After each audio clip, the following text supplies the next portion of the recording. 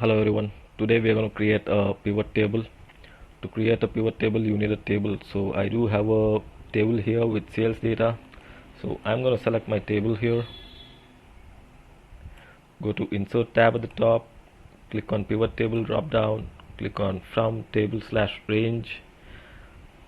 So it's going to ask me choose where you want the pivot table to be placed. So I'll choose existing worksheet.